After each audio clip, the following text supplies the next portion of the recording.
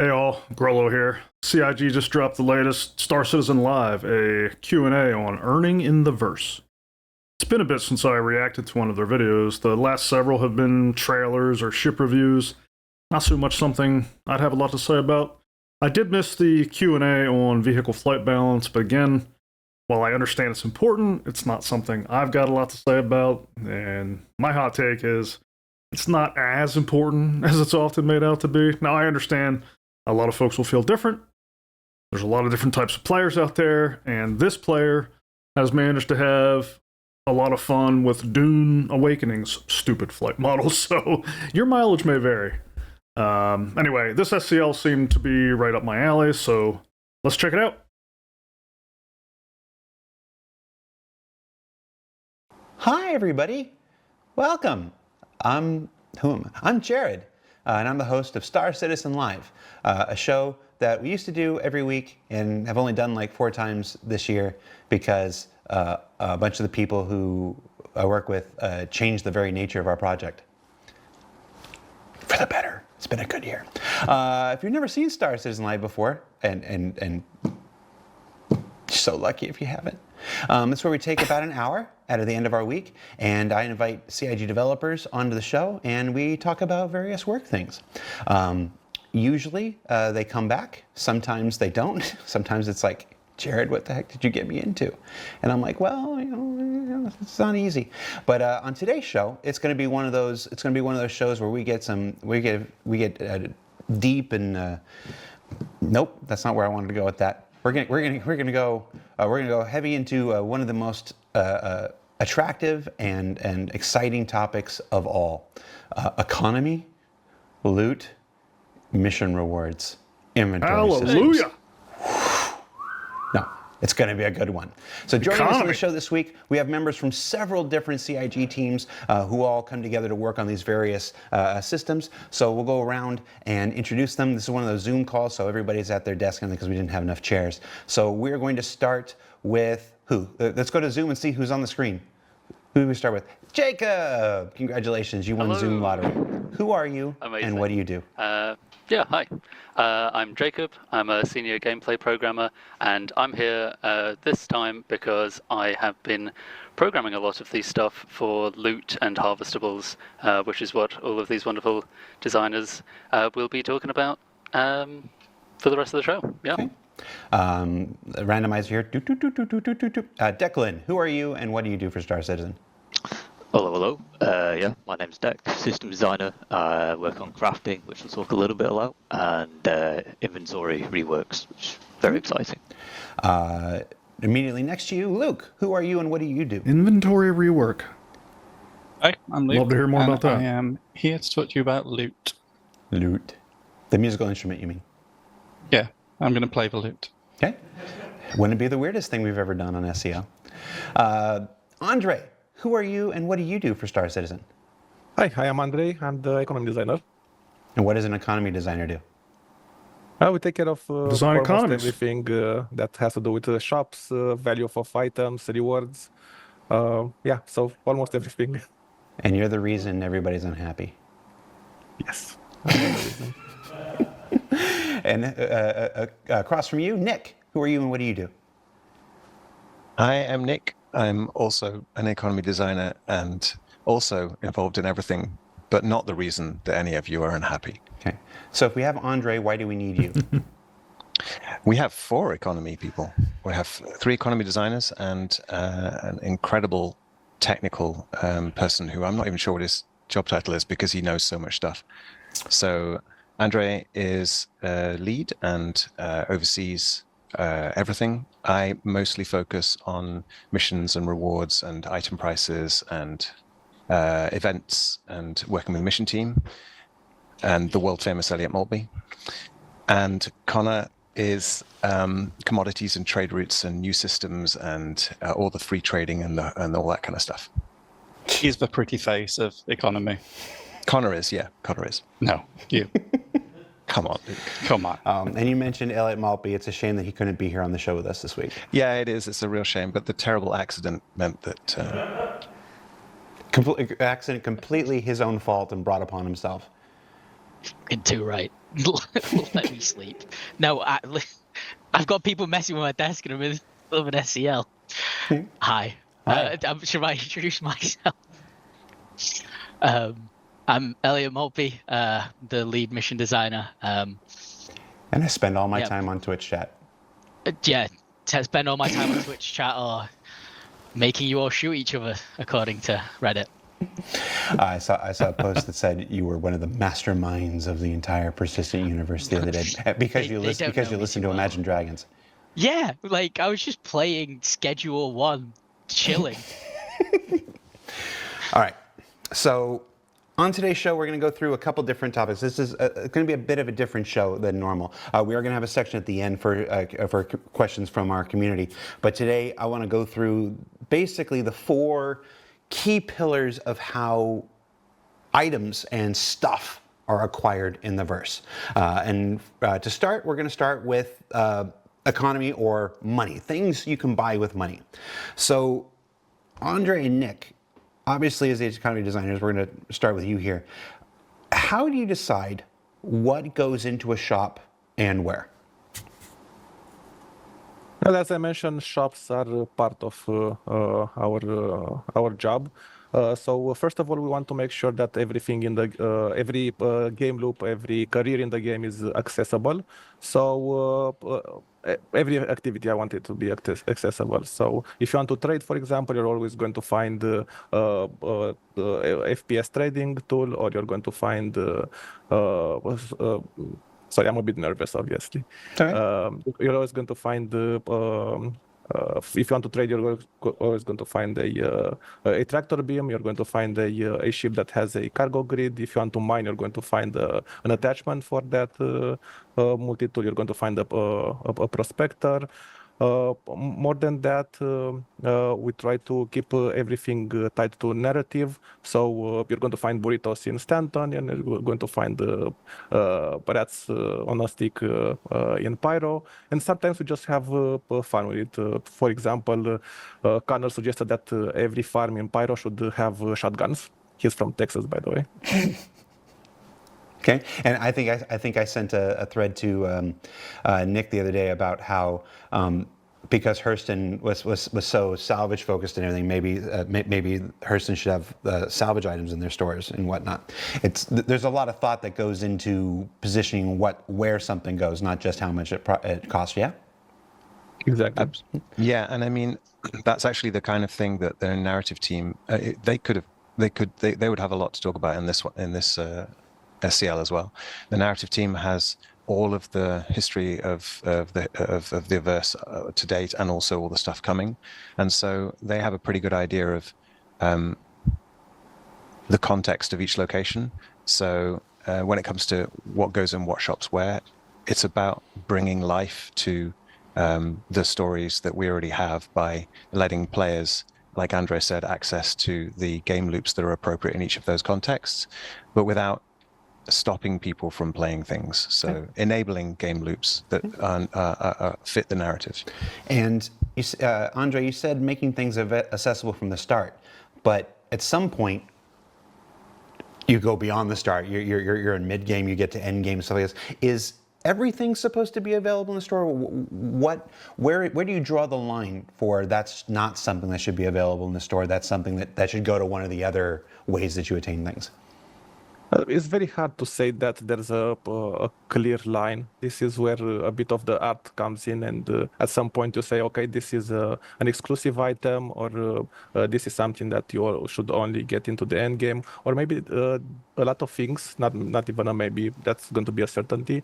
A lot of things you're not going to be able to just buy from a shop, because I don't want to make UEC the end all of the game. UEC is something that happens to you, helps you play the game, helps you fuel your ship or repair your ship, but should not be the way that you get the most important items in the game. And it makes... Not sure I agree with that. I look forward to seeing where they take this conversation. What they were talking about just a few moments ago, like, yeah, I would agree. Like, I think it makes sense that location determines what's available in any given shop. Like, I think the story definitely has to be number one there, with the gameplay a close second. sense from a immersion standpoint that you wouldn't be able to go to a Hertz rent-a-car and pick up a Polaris or an Idris. You know, you can't go to a rental shop and buy a Battleship today. Now, again, there are always exceptions and stuff like that. Someone's going to say the 890 jump's available here and whatnot, but it's obviously with the game system, you make exceptions here and there in order to make things available to players at certain parts of your development. But on the whole, we don't want to put everything in one place because we have to encourage players in traditional game design to go throughout the universe and try different things in order to attain their stuff. How do you price things? Is there some kind of matrix, or are you just also using art? We are always using art, but there's a bit of technique that we apply of this, but actually many techniques. Of course, we first use an algorithmical approach, otherwise it would be impossible to put a price or a value on all the thousands and thousands of items we have in the game. And again, those items in different shops at different price points. Once we have that value from the algorithm, then we start to apply our own intuition. We apply our expertise. We apply the experience we have by playing the game, and we do let's call it a sanity check. If we think that the algorithm is giving us the right value or not, and then we adjust the price or we adjust the algorithm depending on the situation. Nick used a lot of this algorithm, actually more than myself, because with FPS you have a lot of different items. You have guns and you have armors, and maybe he can tell us a bit about how he used the algorithm and yeah. Price fluctuation makes sense. I would imagine those two things, like price fluctuations and availability, which probably should affect price fluctuation, like are some of the backbones of trade and economy. So it's like you say, the number of items and the number of shops and the number of locations, and then just even thinking about the future of the game when that's obviously going to be even broader. You can't price everything individually, and it wouldn't be sensible to price everything individually. And in fact, everything is connected. All the prices of everything are connected. I don't think that's going to come to us as a surprise to anyone. But I mean, if you think of something like ammo, for example, you take assault rifle ammo, well, that's going to be priced relative to the stopping power or possibly the desirability of the assault rifle itself, which has its own price. And then that's related to, say, the price of pistols or the price of railguns. And the price of railguns is an interesting one. The decision to make railguns and missile launchers so you can't buy them in shops is a deliberate decision to encourage not just NPC shop trading, but it's really, really important to us to have vibrant player trading, and we don't currently have the full systems to support that, but you guys are really resourceful and you're going to make it happen, and we want to encourage that. So yeah, railguns are not available in shops, but they're absolutely available around the verse, and they have a value, and everyone knows that value. And then you've Sometimes got armor. me and Nick will talk about, we'll look at the black market. Absolutely. The org that I'm in, we do gun running and we sell and not that I've infiltrated, but we use those data points that like we do in our org and how we do gun running to also influence, because obviously we put our worth on it based on the effort that we put up front for you to get it, but then you put your own worth on it for you guys to get profit, and we take that sort of stuff into account as well. It's super important. I mean, if you take something like the anti-am armor set, for example, like that has a value. It fits in with the algorithm. It makes sense. But the anti-am armor set has a completely separate value to the people in the game because of its rarity, because of its availability and content. And that's why it's all related to it. So certain items are only available through content. Certain items are only available. There's a whole content waterfall of items coming from the dollar store all the way through into the game, and there's an appropriate level of when those things are introduced to various parts of the content in the game, and et cetera, and it's all related. And then on the other side of that is mission rewards and sandbox gameplay, and this is where EVR comes in, so that we can balance the risk and the reward of those kinds of things. And essentially both of those come together in the middle. And like I say, in the future, we want you to have a better view into how all of these things are related to each other. That's future work with UI and backend data. So you can make meaningful choices about how you want to spend your money on the particular resources or crafting or whatever it is in the future. Even though it's quite simplistic right now, that's not where we want it to end. Okay. And we need... I see where they're going now. My initial stance of like not sharing. I agree. Like I'm agreeing more. It's not that UAEC is not universally applicable. It's just that they don't want everything available in an NPC shop, and that makes a lot of sense. The player economy. Do you ever intentionally price something high or weird to make it rare in the verse? Yeah, we did the Xenofret helmet, the Commander Xenofret helmet. We rocketed that up, and I'm pretty sure we put like 69,420 in it as well because we thought it'd be funny. Absolutely. Yeah, for sure. there are perks of working at CIG. If you come to me and tell me I want that to go a bit up or down, you know what? I'm going to be a friend. Okay. Folks paying attention right now know that there's an exploit. I think it's allows you to duplicate things like Janolite and sell it for a whole bunch of stuff.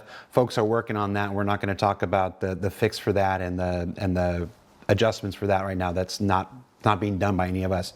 But I did want to ask. I mean, the timing on this. We've had this show scheduled for about a month and a half, and then this happens. How frustrating? How frustrating is it to you personally, when things like this happen? Well, you can only imagine how frustrated it is to have your work affected by a bug that nobody could foresee. And you're right, we are very grateful to our many colleagues that are working to fix those bugs. Okay. And last question before we move into loot and stuff. Sorry, I took this one from Reddit here. Does Star Citizen even have an economy? Wow, that's a multi-layered question. It's such a short and simple question, but yeah, there are many layers. It's not the comprehensive economy we'd like to have in the future, but I think we are step by step getting there. I can give you the big picture how we laid the foundation for. So, for example, we started in 2024 by doing a full balance of as many systems and items as you could. So probably you saw different prices for ships, for FPS items, for armors, for components, for fuel, for the rewards for the missions, change commodities, trade routes, and many more that I cannot even remember from the top of my head. This year we are focusing on big data, we are focusing on tools, we are focusing on the back-end work that needs to be done, and those things that needs to be built before we get to that.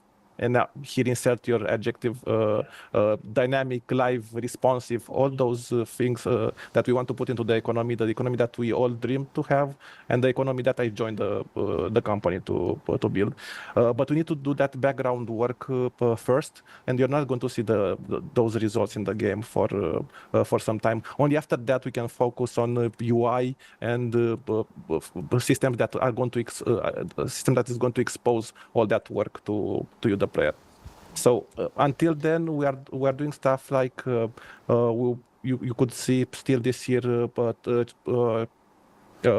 trade routes being adjusted. You're going to see commodities changing price according to narrative and according to the events that we put in the game. We're going to offer more ways for you to extract value from all the content that we introduce to the game. So yes, you're going to always see changes. We have an economy. But step by step, we are going to go to that economy that we all dream to have in the future. I hope that answers the question. Yeah, no, I appreciate not just that you answered the question, but that you allowed me to ask such a pointed question. And yes, I think you acquitted yourself very well. Thank you so much for your answer. Let's move into things you find out in the universe.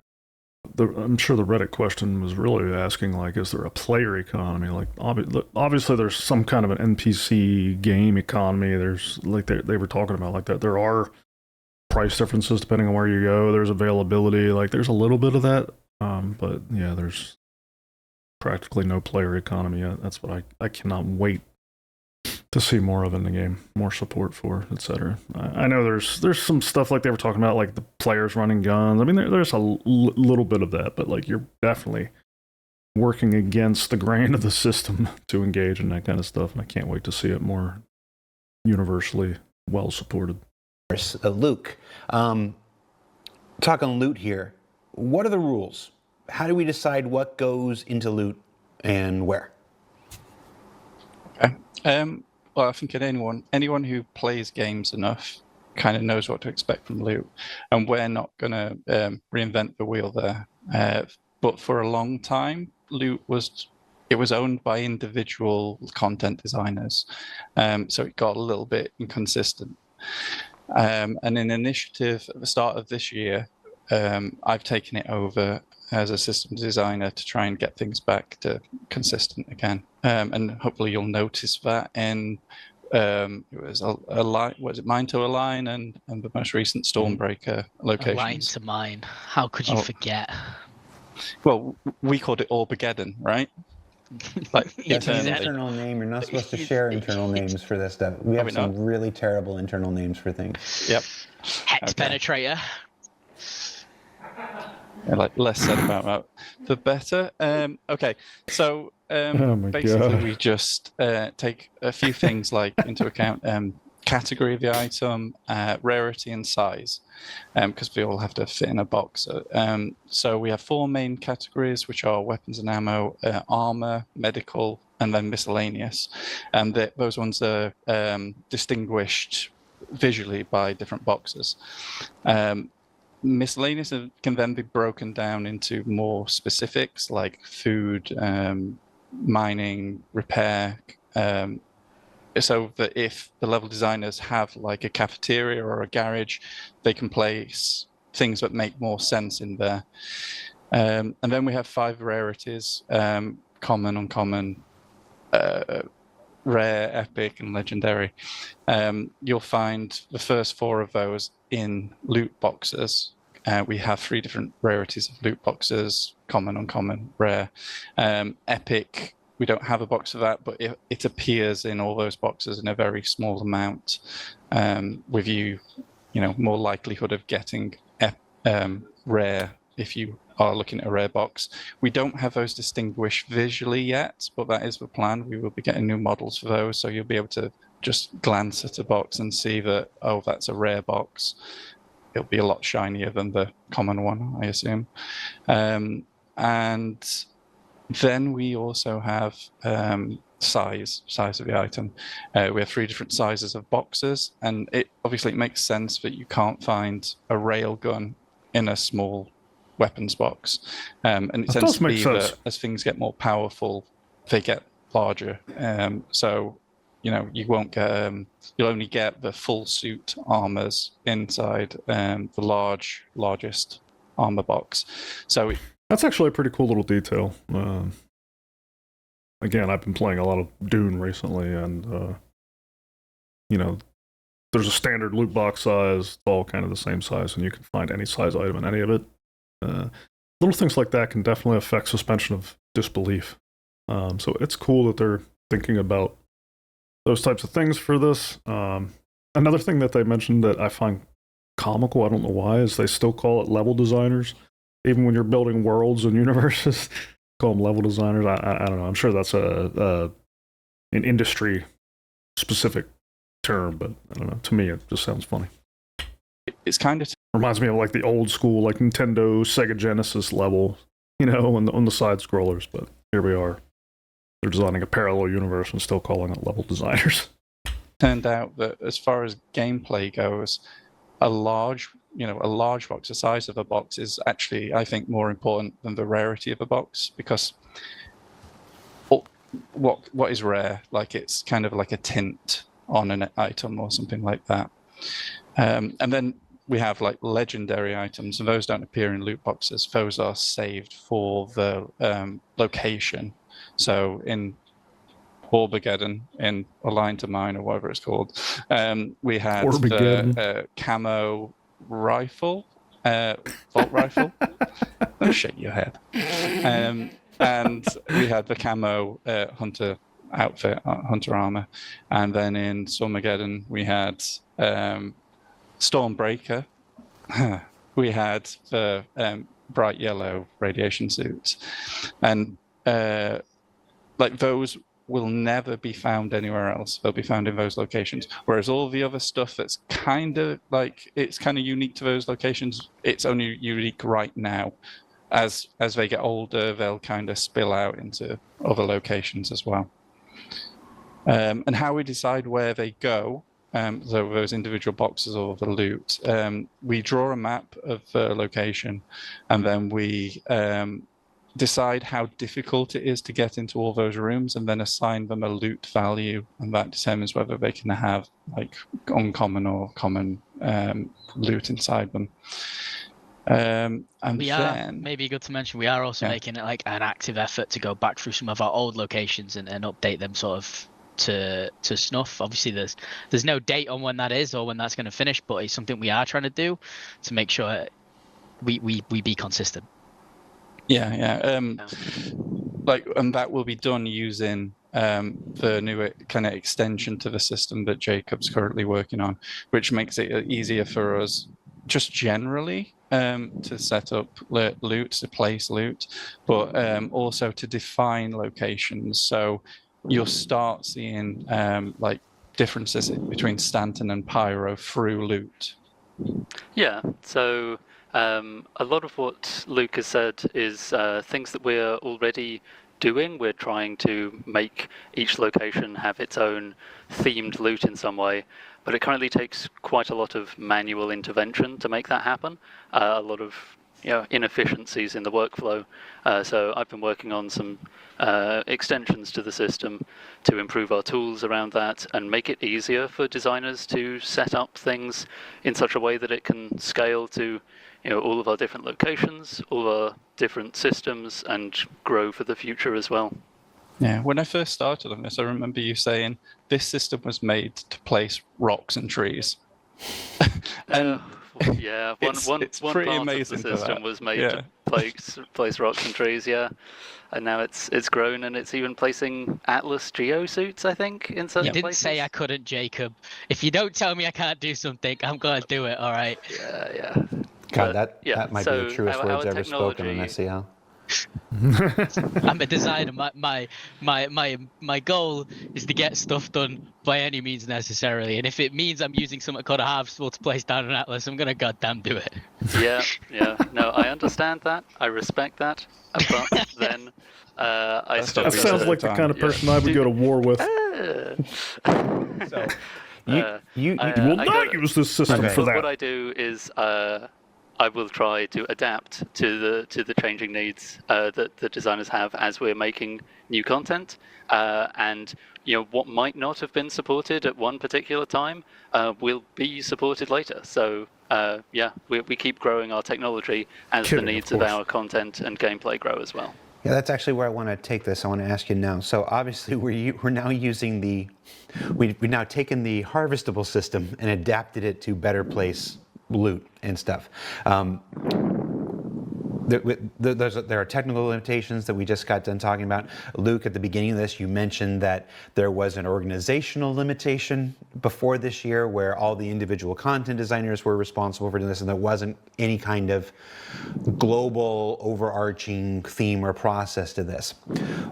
With the growing technical aspects of the harvestable system, or whatever we're going to end up renaming it now that when we start using it for other things, and with this new organizational change, Luke, for trying to build a new kind of philosophy over everything, with the efforts Elliot mentioned to go back and revisit old places. Folks in chat are mentioning certain pyro locations that were built with the old mentality and stuff, and going back and revisiting those like this. What is the future of this look like? We're not giving any dates or anything. Where do we go from here? Does it just keep doing what we're doing, or are there more things we want to push for? I can say some very far future stuff, but we hope to have consistently themed loot throughout the whole location, and that would encompass the stuff that the people you find there are wearing, what they'll be having in their backpacks, or any other clothing items they have, the stuff that you'll find around the location, and it'll end up being themed towards what that location is for or related to. So if you find a mining outpost, there'll be more mining related stuff. It's all about just being able to fine-tune the experience to be what you would expect to find there in the verse. And we have various initiatives on the go that are building us piece by piece towards that. 100%.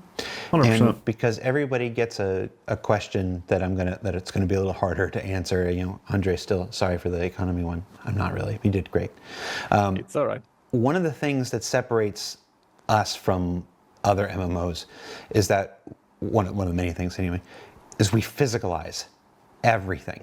All of this loot has to be physicalized. You can't just. We don't have a system where you can just throw something into somebody's bag and it's there and they wear it and it's there. It's all got to take up space. It's all got to be physically manipulatable and stuff.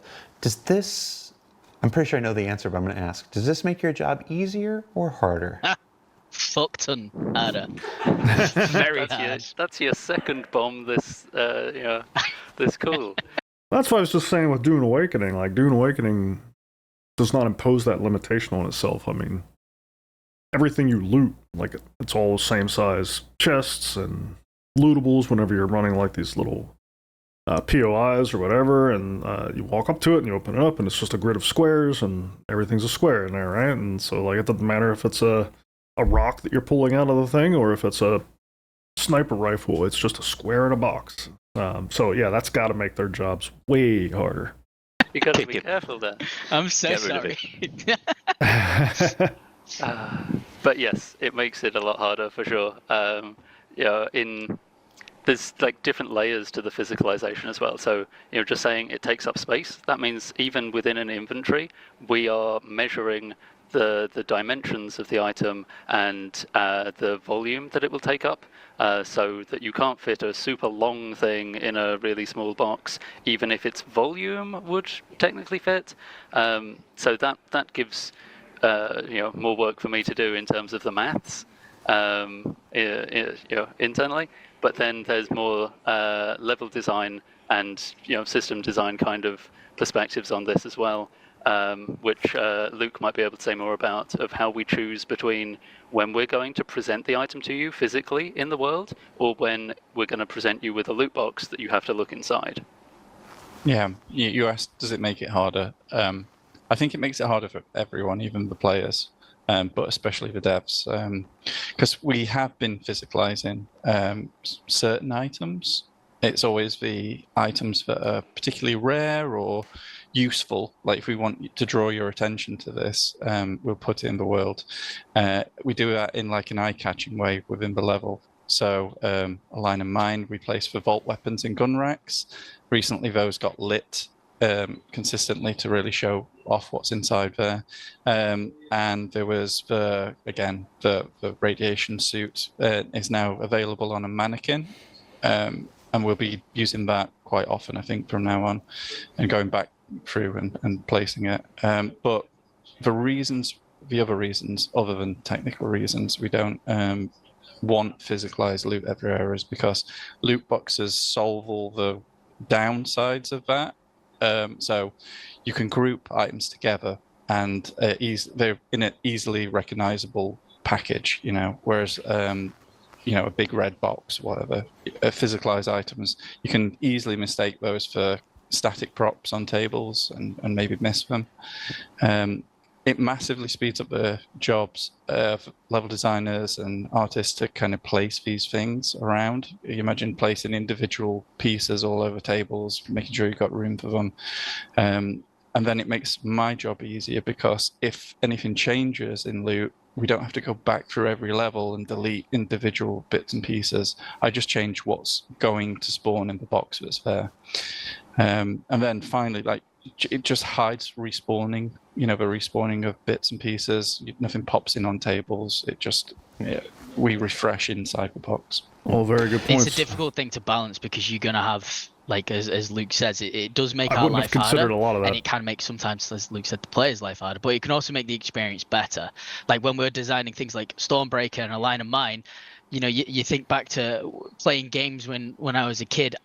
A loot room should feel like a loot room, right? Instead of me just seeing a bunch of red boxes and knowing it's a chance of rare loot, I want to see, like, the gold stacked up on a table. I want to walk in and I want to see a Vault shotgun or a Vault sniper rifle in a case in front of me, because it gives two things. It gives affordance to players, because when they look through the window, they see the reward that they want and they know the door's locked, and aside from you all clipping through environments, the normal flow would be that you have to go and figure out how to get through that door without breaking physics. Usually, so it's kind of a sort of a toss up between the two. So what we try to do is we try to choose what we think could be something that we'd want the player to latch onto visually and think, I want to achieve that, I want to get that. And that's why, you know, in some places we have the vault weaponry visible so people can sort of see it and get into it. And we have a few armor mannequins that are the same. I can see it, I want it, how do I get to it?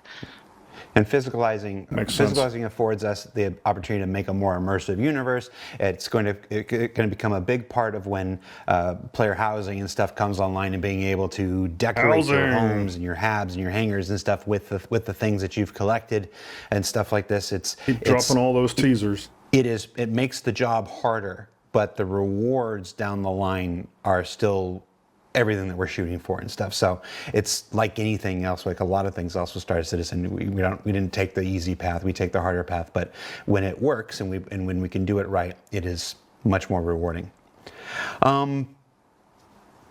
Let's move to rewards for specific efforts and basically mission rewards and stuff. Elliot, the first question actually comes from somebody who just got banned in chat. Mulix the Real asked, Elliot seems incredibly immature. Is he right to be a lead designer for important missions? He doesn't even have situational awareness right now. I'm sorry, I guess that wasn't a question. No, but I can answer it anyway. Are we sure that was from chat, not just from you? Genuinely, it could have been from anyone in this office. My personal philosophy is games are meant to be fun. You got to have fun to make fun. So I might seem a little childish, but that's because I'm having fun at what I do, and it just enables me to do a better job. God help us if making video games for people's enjoyment should not also be enjoyable to do. Right. God help us. To the real questions here. This year has seen a major explosion in mission rewards.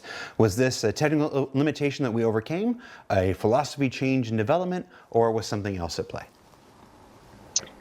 There was a few things that kind of came into this. We firstly needed freight elevators. That was the big thing, because it's either we do a bunch of temporary throwaway work to get your rewards, or we wait and we do it properly the first time. And the big thing for this was we needed the freight elevator system, and then we got the freight elevator system, and then the next big thing was server meshing. So it was all about the mission refactor. But once we got the mission refactor done, it finally enabled us to take the time to actually make these mission rewards. So it was kind of like it was a technical limitation. We was waiting. We always wanted to do mission rewards. You know, way back when the mission feature team was still around, it was always something we talked about is we want to try get away from just giving people UEC, because UEC can just help you buy things, but you want to kind of see some other stuff. You want to have a gun. So it was sort of like a pushing forward and an initiative to get that, but also because we knew we was going to do a year of content. What we wanted to try and do as well was have a way of incentivizing that content, not just in the aspect of, hey, it's cool, I want to play it, but hey, it's cool, and while I'm playing it, I can gather things for Wicklow that later benefit me, or I'm doing it, I found it, I picked it up, and then later on I found that Wicklow wants it. I hope they talk about script. I hear what they're saying about UAC and like wanting to mix in like items as rewards, because it's fun to receive an item, not always just like see a number go up at the bottom of your bag. But at the same time, I am not at all a fan of script, or whatever the hell they call it. Like, it just feels like another currency to me. And what I would hate more than just always getting UAC is getting a whole bunch of different currencies. Like, if you want to do that, I think it has to be like faction standing or something like that. Not another like physical currency in your bag. I really don't like that.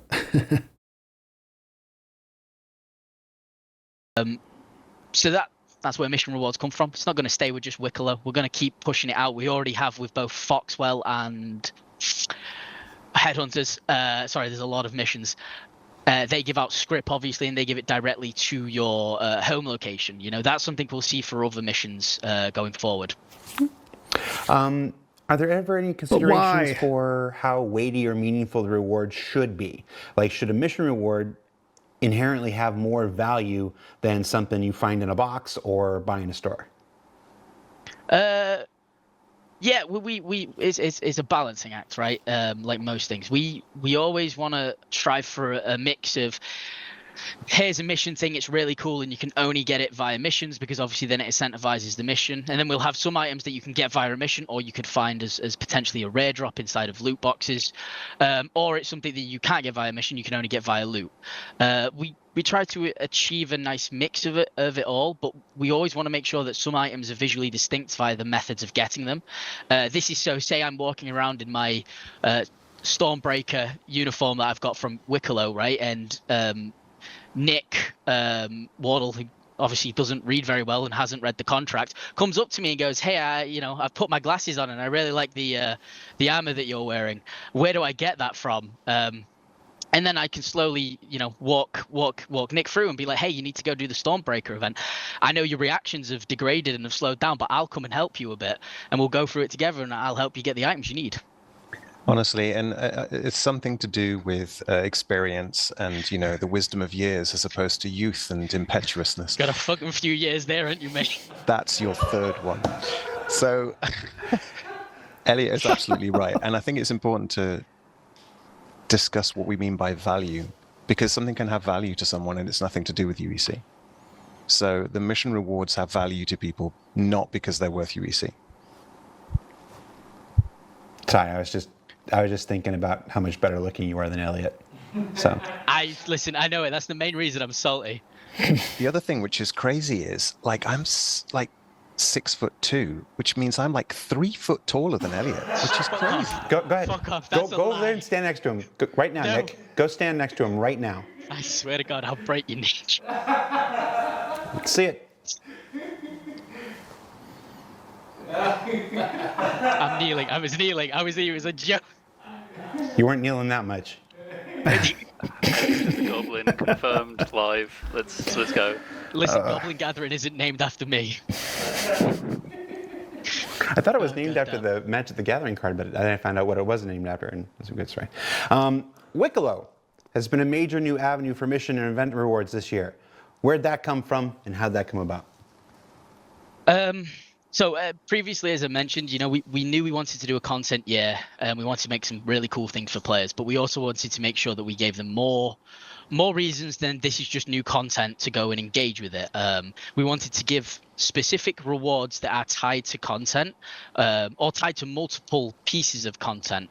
That means that players, if they want these rewards, they kind of have to engage with a bunch of different ways of gameplay. It's also nice because it might show players into gameplay that they're not really used to playing. I watched a really cool podcast with people when we first released Siege of Orison, and they were saying how they was only ever ship combat flyers. They'd never done FPS in Star Citizen, and then when we did Siege of Orison, they was like, well, let's check it out. And now they do a mix because they'd engaged with content for a purpose that was different to just this is what I normally enjoy, and it encouraged them to check content out and play it more and more. So we kind of use it like that because obviously not everyone's going to want to play the Goblin Gathering, hauling missions, because they're not really interested in hauling, but they might have a reward that they want to achieve, and by that they might go, I might try this out because I could just do thousands of these to hit this, but this one is more dangerous, so it's going to give me more points towards my overall goal, so I'm going to sort of engage with it like that. As for where Wicklow came from, we're a space game. We should have aliens, and ones that actually are sentient and talk to you, even if it is broken English. So when we was thinking about it, we was like, we want some sort of figure that's collecting oddities, and it is very mysterious. And the original plan was that you wasn't going to find out that it was a Banu. We was going to have a broken sort of camera, and it was going to take you time until you discovered who they was. But then we was like, we're hiding one of the coolest things. So we was like, let's get him in there. Let's put some comms in there eventually, and have him speaking to you, and maybe even talking pure in Banu. So the people who understand Banu can understand it, and the people who don't have some subtitles to read, because yeah, it's another language. I don't understand it. I barely understand my language. I'm going to have a migraine by the end of this with everybody using the internal names for things. Wait, what did I say? You said Goblin Gathering 4 times. Oh, right. Well, that's because... It's all right. No. in my new role, I don't really care. Let's just be real. Should we give the Stormbreaker name? We've already done it. We've given like the last 4 names. You just haven't been paying attention. I don't think I said Apex Ageddon. No, that's somebody else. Somebody else said Orbageddon, whatever. It's just you. What was I going to ask? I thought. What? I thought what, you what said did you weren't think? going to do another live one, Jared, with Elliot because of all the. I thought we. No, that was Yeah, Lath. but That was Lath. Just. Oh man, I can Love you, relate to Lee. this. This is never funny. again. Kidding. So what are the limitations of this system? So we know it's not precisely how we'd wanted it, and there are some peculiarities with elevators and the Wicklow favors and the RNG, which is getting addressed in 4.2.1. Walk me through what's happening now and how we're making Wicklow better in the future. I'll break that down into 3 little bits because you mentioned a bunch. Freight elevators obviously have their issues. You know, we're not blind to it. We know about it. It is an incredibly complex system because it touches so much kinds of things. You know, it's got the whole thing that Jacob was on about before with the volumes and the fitting. You know, you can have so much stuff on that, and they're all different dimensions. Like, it's a lot of stuff to figure out. So they're actively working on it every single patch to try and make it as good of an experience as can be. But we're working on stuff as well for the Wicklow experience to make it better. So one of the big things that I know is going to help a hell of a lot is what we call like nested item turn-ins. So essentially, if you had a 1 SCU box and you put everything in that 1 SCU box, so like I put in my 50 favors and I put in like 20 medals and I put on 10 Copion Tooth and 3 pearls, I should then just be able to put that box on the freight elevator and send it down, and it accepts it and it kind of completes it like that. Now, we don't currently have that. There's a bug, like it should work, but there's a bug that's stopping it from being worked, and it's something we're actively looking to fix, and that'll improve the experience, because instead of like I say, we're not blind to it. I have to stand on that freight elevator as well and manually drop each item for a stack of 50. The problem is that we want to fix the bug, and we don't just want to make the recipes easier to account for that problem, because then it completely devalues the reward at the end. So we're working on that part of the experience. And another thing is what we call multi-location drop-off. This is essentially, instead of having to go to a certain Wicklow Emporium to do the mission when it's generated, we're going to be having it so that you can accept it and turn it in at any Wicklow location. So say I need to get like 10 pearls, 10 irradiated Apex pearls, and I need to get, 4 Quasi-Grazer eggs, and I need to send them in. And these all sound like great quality of life changes, but I don't know. Am I the only one who's like, the whole Wicklow thing is just like, I don't know. Like turning stuff into a NPC and getting rewards is just, I don't know. It just doesn't excite me. I can understand how it's more entertaining and more engaging than what we've had. But it's just not a loop that excites me at all. It is cool that we have an alien. I appreciated my first trip there, and I saw the big alien head and some of the little oddities inside. It's a cool place, cool environment. But the whole, I'm gonna pick up script and trade it in for things like that part's just like meh to me. But to those who enjoy it, that's cool.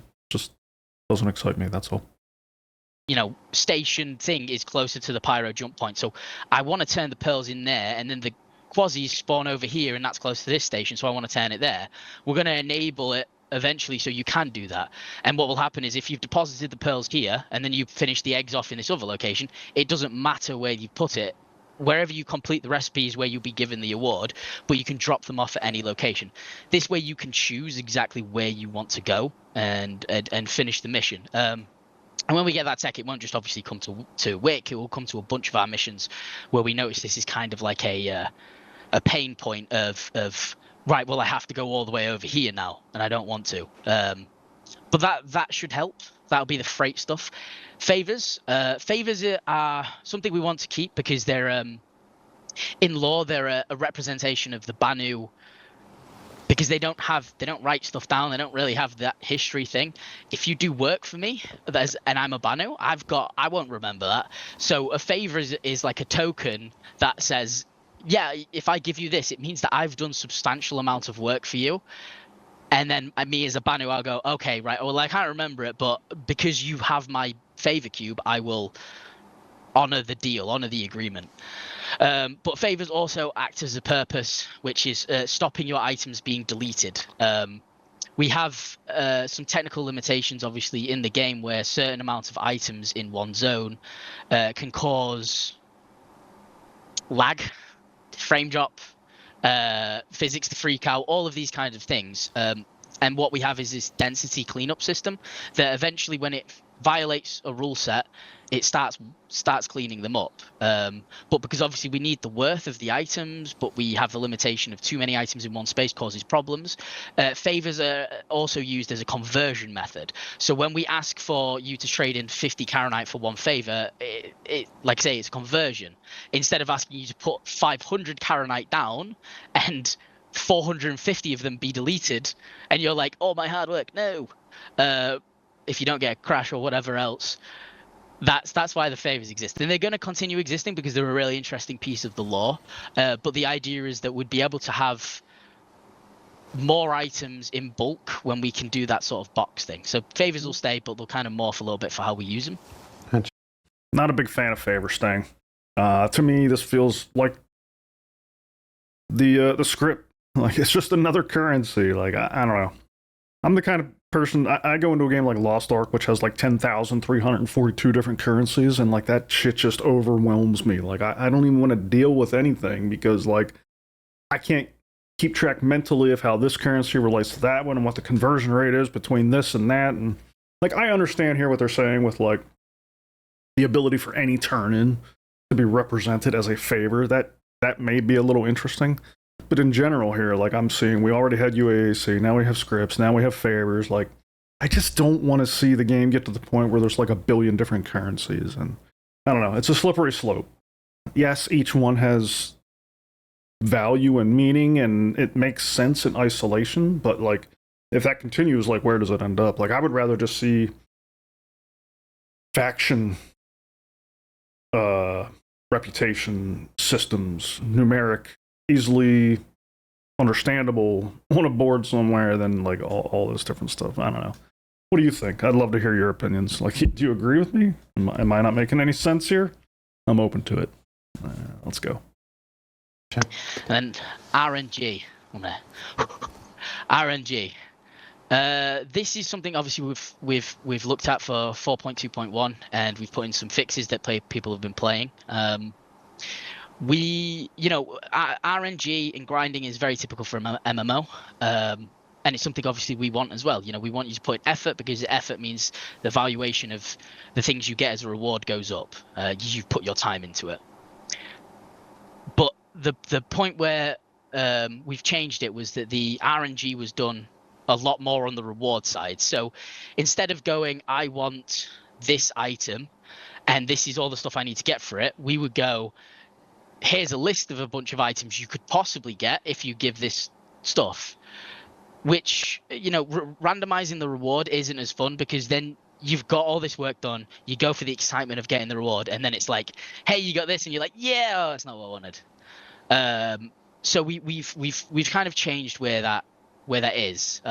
So what we want to do is have you choose the reward you want, and then on the getting of the items is where we have the RNG, and it's something that me, Torsten Lehman on Systems Design, and the economy team, Andre and Nick, have been working on, which is defining what that is. And we've basically split it into like 3 distinct categories. You have your core content items. These are items that you are guaranteed to kind of get while playing a piece of content. So an example of core content items would be Karanite, right? You get Karanite from doing the Align and Mine flow, codename Armageddon. Then you have your content items. These are items that are not core to the experience, but you can find and you can get. So an example of these would be the Ace Interceptor helmets. And then the ones that help us with the RNG in a big way are the rare content items. These are things that you will find less less likely to find. They still can be there, but they increase the time and help to add that sort of grind aspect to an MMO. So these are some new things or things that already exist that we're kind of like injecting. So for example, in 4.2.1, when you play and you do I was going to say Armageddon, a line of mine, you will find pure Karanite now in the cave. It's a new type of resource, but you're going to find a hell of a lot less of them, and you're going to notice that some of the recipes now require that. You know, if you're doing the Stormbreaker, there's the grade AAA Radiate Pearl. That's going to be a rare content item.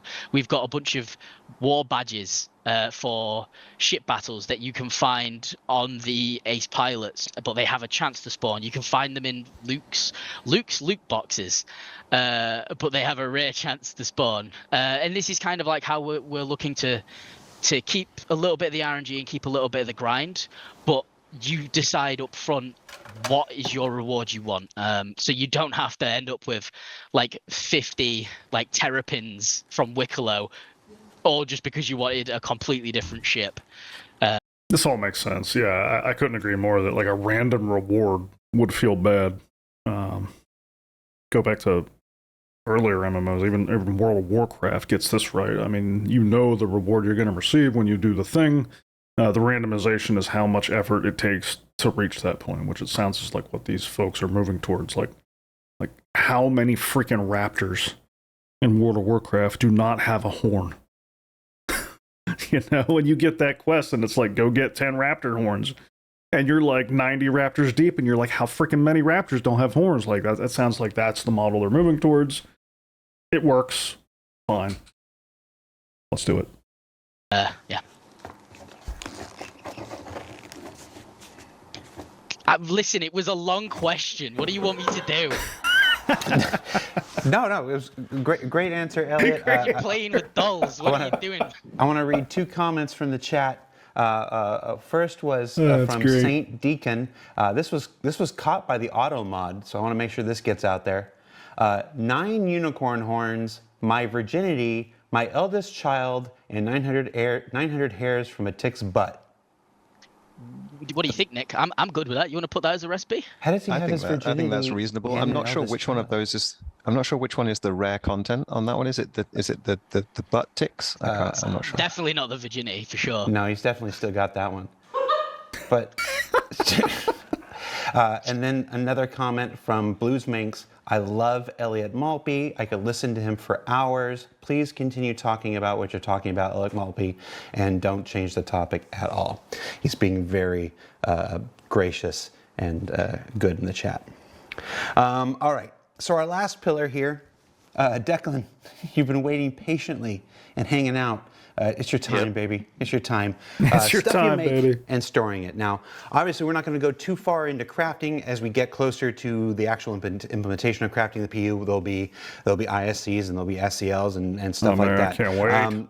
But because it is yet another way that people know we're going to get some stuff, I do want to touch on it here. How does all these other avenues of item acquisition affect what you're doing on crafting? Good question. It's big. With crafting, God knows how many things we're going to inject as rewards. There's thousands of blueprints, hundreds of materials. So we really need all of this available to us so we can kind of dish it out into all various parts of the game. Some places where it's more difficult, some places where it's easier, unique resources, different systems. So it's big because the whole gathering aspect of crafting is the foundation layer. So it's kind of like the biggest, and then the pyramid for refining, and then crafting at the very top. So it's big. I'm not sure if I got that. Yeah, so all of the pieces that we've talked about so far, all of the work that Luke, Nick, Andre, Elliot is doing, all of that content is things that we'll be able to add blueprints to, add crafting materials to, and in loot boxes, potentially even you might find some pre-crafted loot, but we'll see about that. I know there's some conversation about separating gear and cosmetics. Deck, what can you tell us? Yes. So I suppose most people know right now the way we have to do cosmetics and gear at the moment, like your armors and your guns, is a bit annoying because it's like bound to the item rather than like a ship paint where you can swap it around. So we are looking to separate out the cosmetics from the gear, and you take it to a crafting terminal. And be like, I want my gun to be whatever skin I have available for it. And it won't be a physicalized item either. The paint won't be physicalized. Ships eventually transitioning to not be physicalized either, the paint aspect of them. Yeah, so that'll be a nice improvement. Yeah, and something we'll hear more about, obviously, when we get closer to the stuff. As long as this doesn't hide the characteristics of the weapon, I'm fine with that. I've played games where, like, you can, like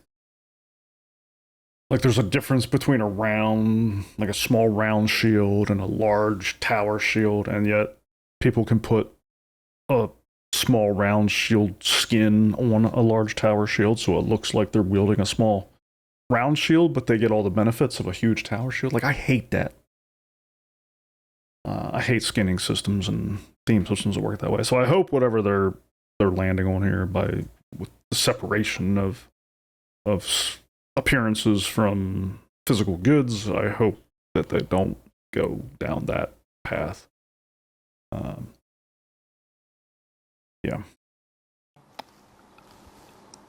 Because crafting is, still a ways in the future and whatnot. All of this stuff, and this is really the reason I've invited you here, in case I don't know if you know this or not. All this stuff, all this way of getting stuff, all this way of acquiring stuff. I got to ask you about the inventory system. Let's do it. Help, Declan. Well, help. There is Stuff doesn't stack right. Stuff. It's. I got to just help. Help. What can you tell we us? can help. Fix it.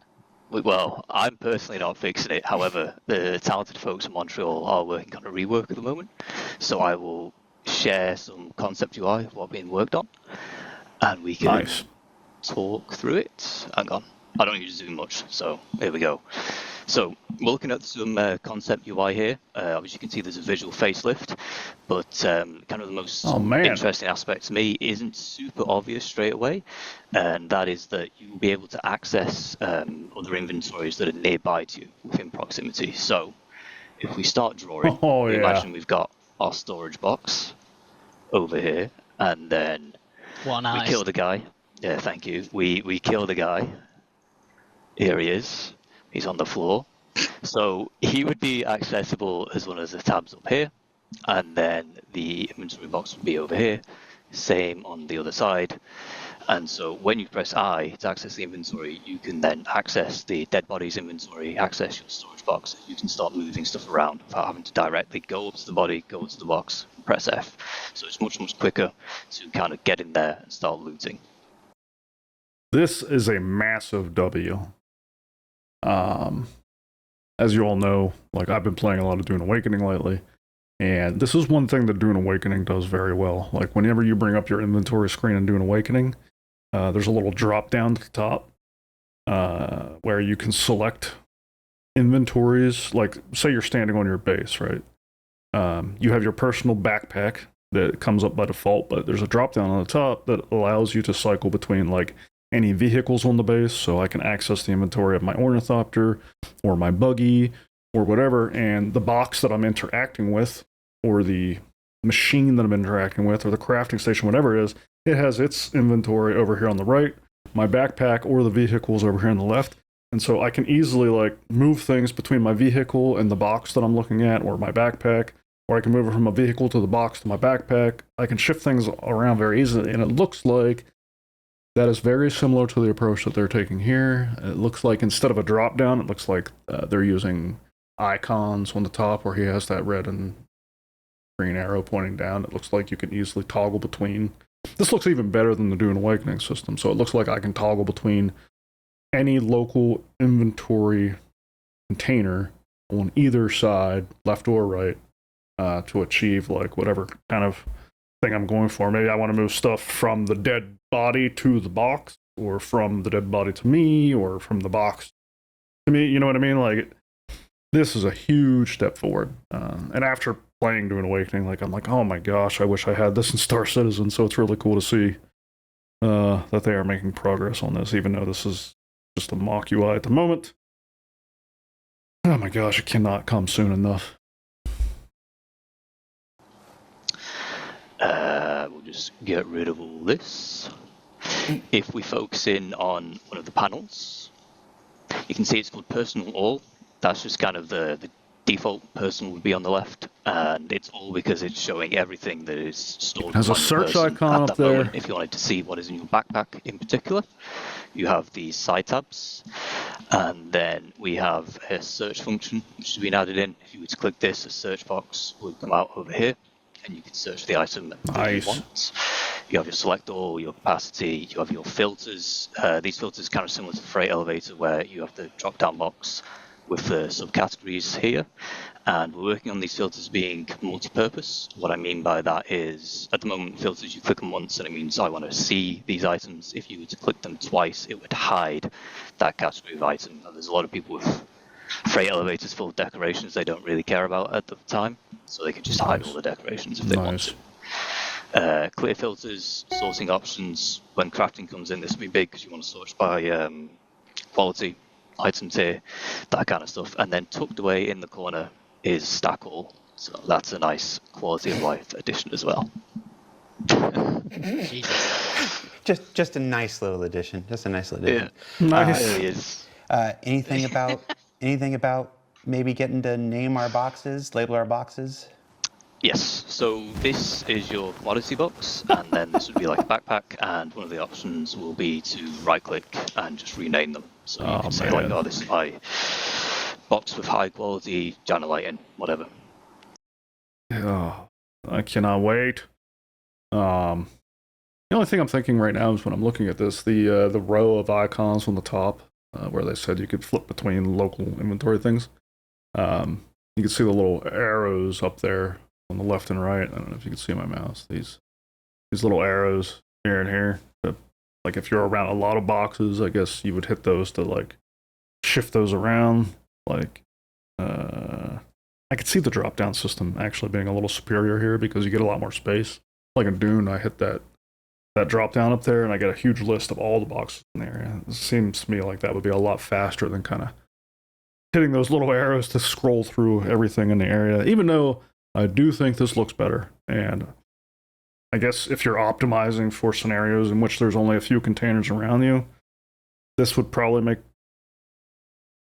for a better UX in that case, but maybe not as good in an area where you have a lot of containers around you. I don't know. It's an interesting trade-off.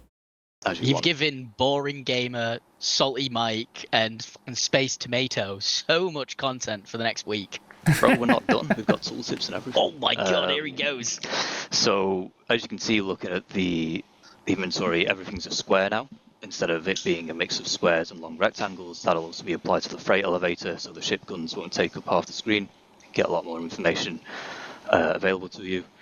We have the equipment panel, where I know I just said they weren't rectangles. These ones are, but regular weapons that's aren't. badass. So I'm technically true, but also lying. You can equip your attachments super easy here.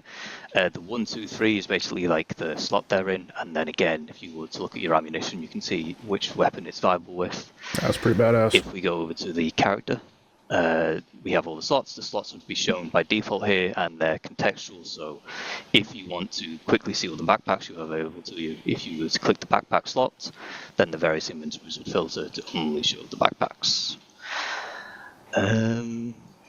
This is sweet. I guess my question is, I'm assuming this replaces the new looting screen that we just got not too long ago as a more comprehensive solution that applies in a lot more situations, but it looks like it also applies in that situation. So Yep, we have the new tooltips, which are very nice. Rather than being text, we have bars. You've got a bit of info here. When we have crafting, then the crafting, the person who made it would replace the manufacturer. So it's crafted by whoever it was crafted by. We have taken into consideration wear and tear with integrity and durability. And I suppose you know there's more than 3 stats on a weapon. So if you were to right click and details, you get the full view with the scroll bar, the attachments, description which can be expanded, and then if you hover onto an item of the same type, you'll see the comparison stats as well. You can make the icons bigger or smaller. If you've got bad eyes, you can make them a bit bigger. Elliot, don't make a joke about Nick. The thumbnails as well, obviously there's a problem where sometimes they don't load or sometimes they appear as holograms. That's been worked on as well. We'll get that fixed. I think that's it. It's probably not everything. Oh man, there's a lot of stuff that's going on. It looks so good. It's not everything. We haven't talked about the imprinting and the stuff with item recovery v2 and stuff like that. But again, we just wanted to share a bit about at least the concept for the upcoming inventory revamp for folks in the chats that are saying 2026, 2027. Possibly. I'm not gonna BS you here. It's not in active development right now. It's just in the concept phase and being spec'd out, and the work is being figured out, and then it will be scheduled and stuff like this. So I can't speak. None of us can speak about when it will be developed or be delivered rather. But that is the direction we want to go in this moment. And I thought it was super cool, and I thought it was super exciting. And at the end of a conversation about all the things you can get in the verse and how you get them, it just made sense to me to cap it off with a look at least how the future of managing that stuff will potentially look. So yeah, with that, folks, we made it. We're at the end. Andre, Nick, Declan, Elliot, Luke, and Jacob. Thank you, everybody. Thank you, Jared. Thank you. Thank you for hanging out. And very much. Shout out to Connor, who wanted to be here, but because we changed the date on him, he couldn't be here. He wanted to be here, but he's there. Thank you so much. Also, I got a shout out. So there's a thing before I let the viewers go. I got to bring it up here because I didn't look at it ahead of time. There is a. Oh, what chat was it in?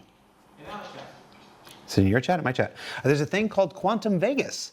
It's happening on Saturday, July 12th. It's a big community-organized Star Citizen event like other ones like Beacon in Belgium or Con42 in Germany. We're in attendance on July 12th is Sean Tracy, Sandy Roberts, Tyler Witkin, Galastica, our social media person.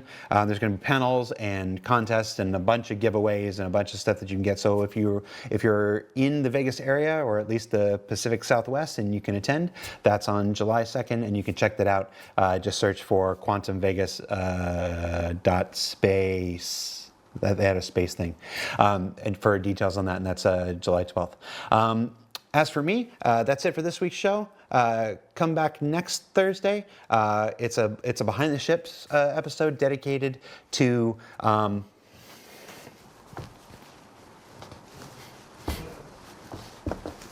just something I've been waiting for a long time. No, it's not the jalopy.